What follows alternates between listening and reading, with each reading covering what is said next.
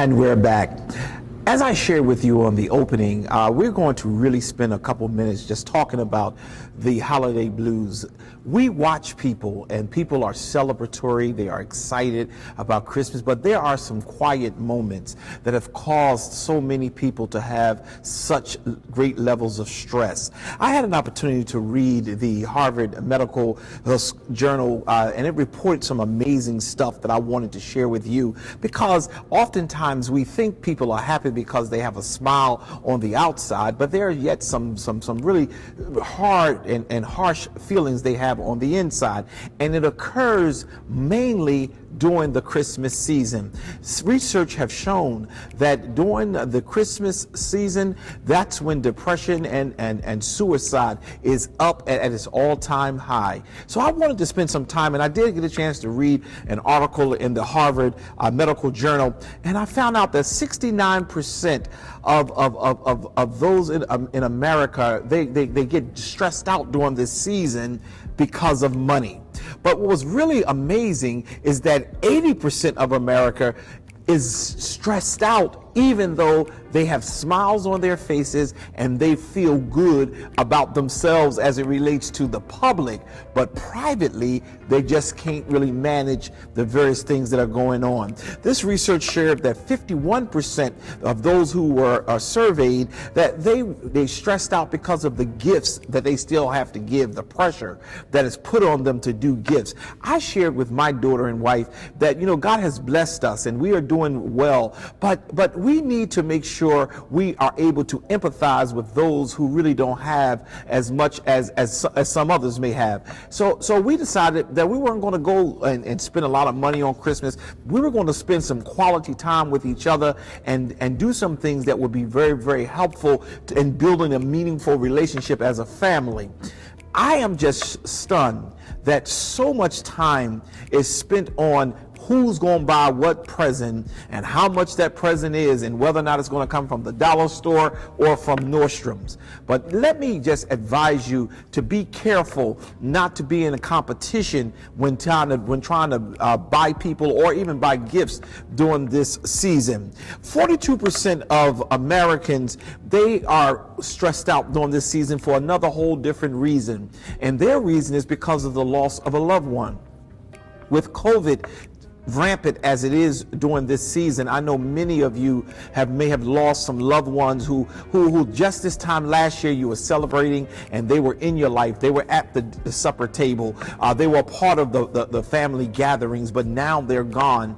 And I just want to say, before we even get into the solution part of these segments that we're going to have with you today, that there is yet hope. There is yet a reality beyond what you may see or even experience. So I want to just share with everyone that there's 42% of our population who are stressed out just because they've lost loved ones. Christmas season is supposed to be about joy, but oftentimes it's about sorrow, and it's all personal, and you don't get a chance to see it like you can see the people who perpetrate the joy that they may have.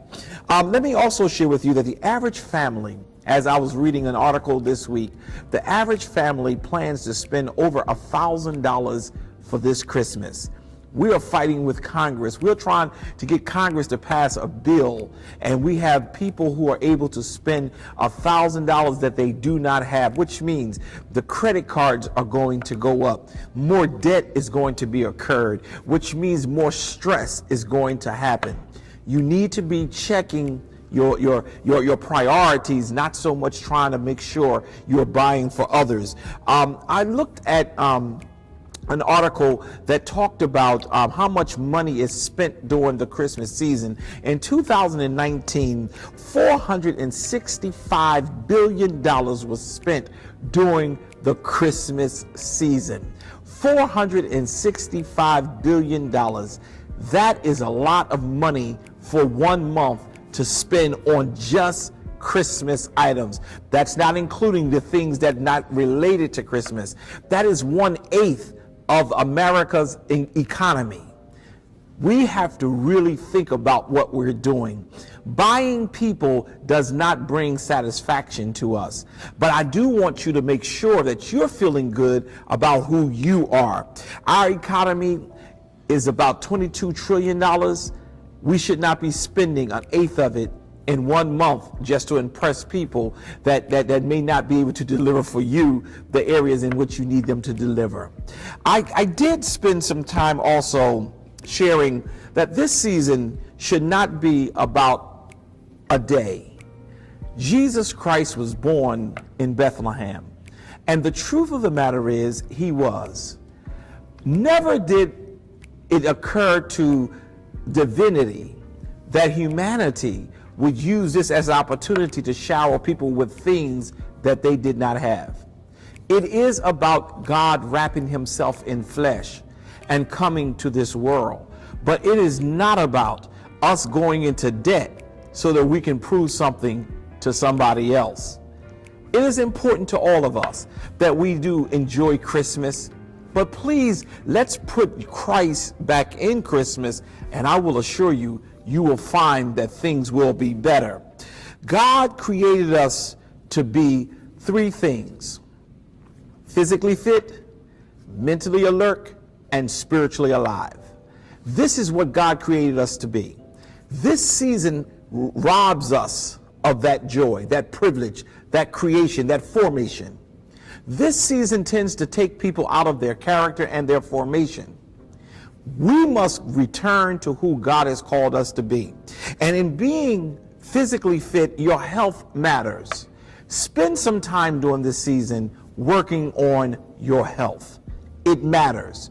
If the doctor is saying that you should not be eating all those sweets, why are you making the sweet potato pies and the cakes and the yams and all those things that are affecting your health? It is hard to worship God strongly and be an effective witness to the kingdom of God if your health is not where it needs to be. God calls us to good health, but God also calls for us to be mentally alert. We must have good experiences and we must educate ourselves. Education is not just those things you learn in a book, but education is those experiences also that you have in life. We need to augment our experiences with each other and learn not to try to purchase things over supporting each other and being a part of each other's lives. When is the last time you just spent time with someone just to spend time with them? When is the last time you looked and said, you know what, we're not going to go out, we're not going to spend any money, we're just going to spend time with one another? For me to take my daughter to Disney World and don't spend any time with her any other times of the year, it's just a trip of excitement for 1 day or 2 days or how many days that we're there, and then we go back to being the same.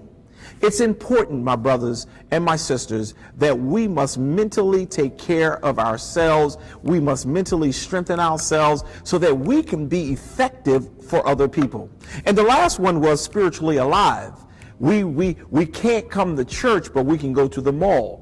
We can't do things for God, witness to the kingdom of God, but we can make sure we do other things. Our spiritual lives matter.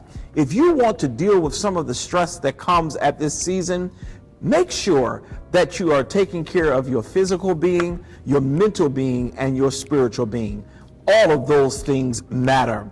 Now, last but certainly not least for this segment of our show, I want to talk about surviving during this season. There are many reasons why we don't tend to do well during this season. We want to be something that we're not. If we can't afford it, don't go in debt trying to get it. You know, you don't have to have Louis Vuitton. I can't even say the word, is so expensive. You don't have to have Gucci. I can't even say that word right. You don't have, what you can do is you can purchase things that will keep you warm, keep you safe, and keep you moving. I want you to make sure you spend some time this Christmas thinking about the decisions that you make. Because the decisions you make today will be the things you have to live with on tomorrow. Jesus said, I've come that you might have life and have it more abundantly. I hope and trust that you will take true to the fact that Jesus came for us to have life and have it more abundantly, not for more debt, not so we can grandstand. Because most people, if they're like me, we're not impressed with you because you have a new car and have a big car note. We're not impressed if you got a new house and you got a big mortgage. I'm impressed when God has given you a car and there is no note. I'm impressed if God has given you a house and there is no mortgage. God provides those things for us, but we have to be willing to live for Him and do what He's called us to do and not spend our time trying to impress people. This is the first segment of this show. I hope that I've said something to remind you that distresses will occur. Some people are laughing on the outside, but internally they are stressed out. And I hope and trust that you will make up your mind, I will not be stressed. I'm going to move forward with where I am. And if I cannot afford it, I won't purchase it. We'll be right back.